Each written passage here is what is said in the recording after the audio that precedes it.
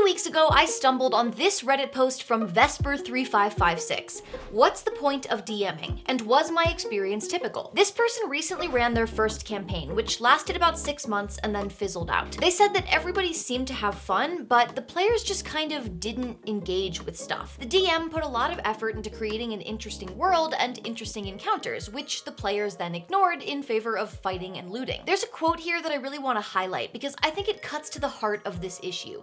The DM says, "Eventually it felt like I was just providing them with content to consume and entertain, rather than it being a collaborative and emergent experience." This person posted about this problem because they had seen a lot of complaints from DMs having similar experiences and wondered if this was just the way things are. Not a failure on the DM's part, but, quote, a weakness in the game itself. Are DMs always going to be more invested than players? Is it our lot in life to pour our heart and soul into a game that players merely tolerate? I've been thinking about this question a lot. D&D in particular is a game that puts a lot of weight on the game master's shoulders, and even for people who enjoy those responsibilities, it can be really disheartening when you work so hard and your players just don't seem to care. This kind of experience drives some people away from running games completely, even if they're really passionate about it, or perhaps especially if they're really passionate about it. Now, it's worth noting that people don't tend to go on Reddit to talk about how good their games are. It's like reading Google reviews for a gas station. Nobody writes one unless something seriously abnormal happens. The same thing is true in spaces like D&D subreddits. They tend to have a negative slant because those are the people who need advice. So even though I do think this problem is pretty common, that doesn't mean that it's happening at the majority of tables. I promise you, plenty of people have great games where everybody's happy. In my opinion, there are 3 factors that lead to experiences like the one that Vesper3556 described. By correcting these 3 things, you too can be one of those people who's too busy enjoying your campaign to post about it on Reddit. To quote my favorite talking hat, not all your friends are D&D friends. No amount of communication, no perfect session 0, no incredible feats of dungeon mastering can make a game right for an entire group of people who don't want similar things. If you were hoping that this video would provide you with a magic bullet solution to forcing people to care about something they don't care about, I'm sorry to disappoint you, but that is impossible. The DM in this Reddit post made the extremely common mistake of thinking that just because the players were their friends, they would have a good dynamic together at the game table. But as they share in the post, the DM was focused on world building and roleplay, and the players were focused on combat and looting. The DM worked hard on creating a fully fleshed out world for players who didn't even want to have backstories. These are 2 fundamentally different types of D&D players, and neither of these types of gameplay are wrong, but they are wrong for each other. In this case, it was like the DM was preparing a 5-course meal for players who wanted to come over for cocktail hour. Then the DM got frustrated because the players didn't touch the food and instead went hunting through the fridge for mixers. If you want to prepare a 5-course meal, you need to invite guests who are foodies. And if all your friends are cocktail people, you need to either learn to enjoy making craft cocktails or make a few new friends whose interests align better with yours. Now, it isn't always this black and white. I enjoy running a lot of different kinds of games. So for me, this just means that I have certain people that I am more likely to invite to certain types of games. I know which of my friends will enjoy a dramatic, roleplay heavy emotional game, and I know which of my friends will thrive in a more lighthearted comedic one. I've also learned not to invite someone to a long-term campaign until I've played with them in a one-shot or 2, so I can get familiar with their style and their interests. I know this can be a tough pill to swallow, especially for people who want a very specific kind of game. It means that you might not get to play D&D with some of your friends at all, and if you have limited access to players, it might even mean that your options are playing with the wrong people or not playing at all. And I get it. That sucks, but you are setting yourself up for disappointment if you start a game with people who don't want the same things you do. There are people out there who are desperately seeking a DM who will make a 5-course meal for them, but you won't find them if you keep playing with a group that isn't hungry. Metaphorically, you know what I mean. After the break, 2 more factors that stop DMs and players from sharing an amazing game. But first, today's sponsor.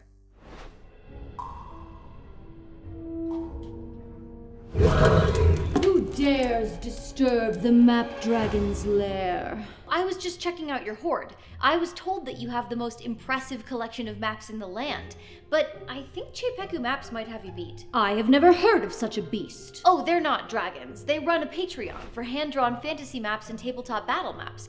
Their subscribers get to request and vote on which maps get made next. And you can get print quality files or download animated maps that are already set up for your favorite VTTs. Surely they cannot have more maps than I. I sleep in a nest of maps. Maps litter the cavern floor. Yeah, that kind of seems like a fire hazard, honestly.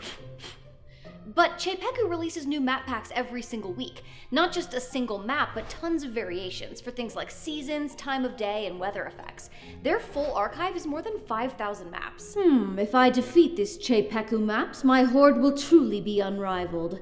Where must I go to burn their flesh and take their treasures? You don't actually have to burn anybody's flesh. You can check them out and even buy individual maps at chepeku.com, or get access to the whole archive for just $5 a month. But what if I want to burn someone's flesh? Oh, geez, would you look at the time? I'd better be going. Okay, let's assume that you have selected players that you think are actually interested in the same kind of game as you. Step 1, check. But even with the right players, you still might experience different levels of investment. Vesper3556 says they were looking for their players to get invested in the story and interested in making decisions and affecting the world around them. They set up this image of players passively consuming the content that the DM creates, instead of sharing in the creative process. Several commenters related to this, even ones who said they had good players who were engaged and interested. The top-rated comment on this thread says, quote, "DMs just like D&D more." Now, I don't know whether or not that's true. I suspect this varies a lot from table to table, but there is a sort of obvious issue here, which is that we tend to care more about stuff that we had a hand in creating. That's why everyone loves telling stories about their own D&D games, but not everyone loves listening to them. So when a dungeon master creates an entire world and then presents it to their players, it's unlikely that their players will be as passionate about it as they are. If you think about it, it's kind of weird to shut players out of the world building process and then suddenly expect them to become collaborative storytellers once the game begins. Maybe they don't feel inclined to participate in writing the story because they weren't invited to participate in writing the setup. When you have created the entire story so far, what else can players do but consume it? That's why I am increasingly interested in involving the players in world building. Let each player create their own character's hometown. Let the wizard tell you about the magic school where they were trained. Let the player with the soldier background come up with the details of which countries are at war and why. Not only does this give players a stake in the world, but it also shows you what they're interested in. When I created my character Penelope's hometown, which is a cute little underground farming village, I included a big spooky lake that was rumored to harbor some terrible beast in its depths. This tells my DM that when we visit Penelope's hometown, I don't need it to be a little farmer's market cottagecore shopping session. I'm interested in something ominous and dangerous there. Likewise, I think there's very real value in asking your players specifically, what kind of story do you want to tell together? If the whole table brainstorms and decides that they want to play a game where they're the crew of a pirate ship seeking a legendary treasure while on the run from the Royal Navy, then you know for sure that they will be invested in that game, because they're the ones who came up with the idea in the first place.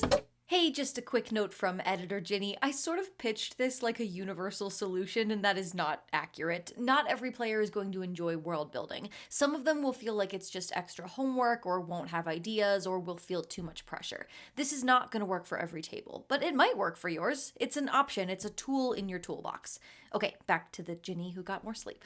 Of course, as Reddit user KaranRGM so aptly commented, you can lead a player to plot, but you can't make them engage. You can try to only do the essential world building. You can invite players to create the setting alongside you, but even then, it's up to your players, session by session, to decide how they want to engage. So the final crucial factor is managing expectations. That feels like a buzzword, so let's talk about what that actually means. When I say managing expectations, I mean that DMs and players need to agree on what this game will be like. What will sessions look like and feel like? What are your goals for the game? What does each person need to do in order to fulfill fulfill their role at the table. Most obviously, this allows people to actually meet those expectations. Your players can't read your mind, so they won't know that you want them to, say, write thoughtful backstories if you don't tell them. But another important part of communicating your expectations is that it gives others the chance to recognize if they don't want to meet them. Sometimes communicating clearly means that somebody decides it's not a good fit.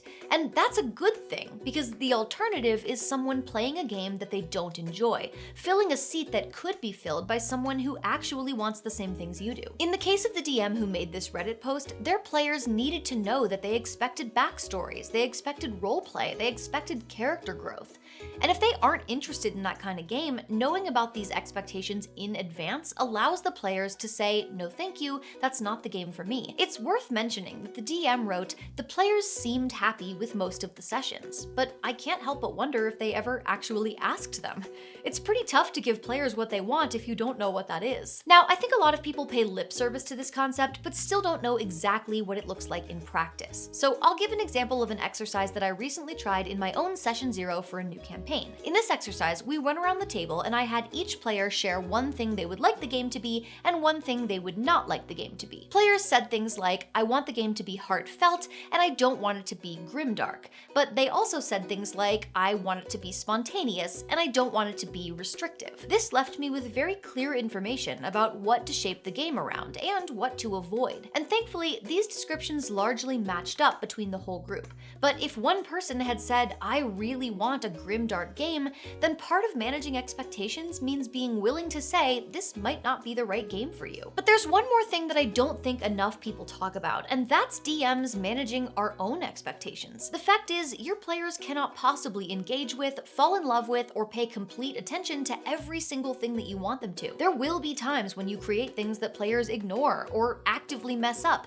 and there will be things that you want from your players that even the best of them can't or won't do. Yes, if you communicate your expectations to your players, they will be more likely to meet them. But if you're only going to enjoy DMing if everything goes exactly like you imagine it, then you should probably not DM. This is an improvised game shaped by a half dozen different people with different interests and personalities, and guided by random dice rolls. You will never have complete control over it. So part of being satisfied with your game is just accepting that. So what is the point of DMing? Is it even possible to have a game where the players are as invested as the DM is? In my humble opinion, kinda. It helps to play with people who want the same kind of game that you want, but it's also important to meet people where they're at. It isn't your job to provide a story for players to consume, but likewise, it isn't their job to be exactly the player you tell them to be. We're all here to have fun, which usually means meeting in the middle. I think a lot of us have this fantasy of the perfect D&D table, and sometimes chasing that fantasy can get in the way of enjoying the table that we have. A D&D party is a pretty big number of people to all magically want the exact same things. Everybody's gonna have to compromise a little. As one Redditor commented on this thread, while no D&D is better than bad D&D, pretty good D&D is better than no D&D. Those sure sound like words of wisdom to me. If you're feeling inspired to communicate clearly with your new players, or even with players who aren't new, make sure to check out this video next. It's all about what to cover in Session 0 to make sure that you and your players are on the same page.